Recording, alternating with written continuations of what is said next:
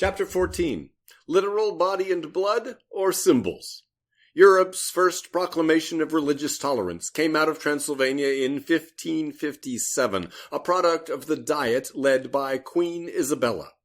In order that each might hold the faith which he wished, with the new rites as well as with the old, that this should be permitted him at his own free will.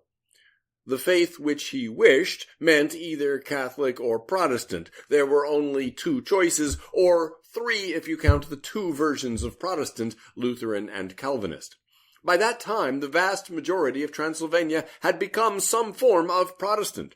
Catholic priests had been driven out, church property confiscated or given over to the Protestants, so it was the Catholics who had more reason to be glad of the protections of official toleration.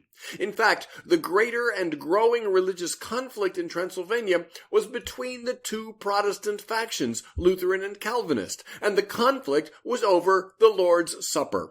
It's hard for us today to imagine how fierce and vicious a quarrel over something like that could be.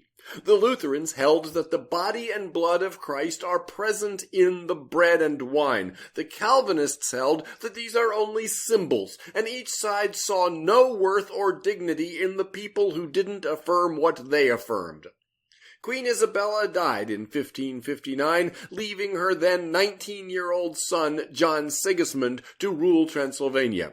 King John was Catholic then, but he would later convert to Lutheran for 2 years and then to Calvinist for 5 years before finally becoming the Unitarian king.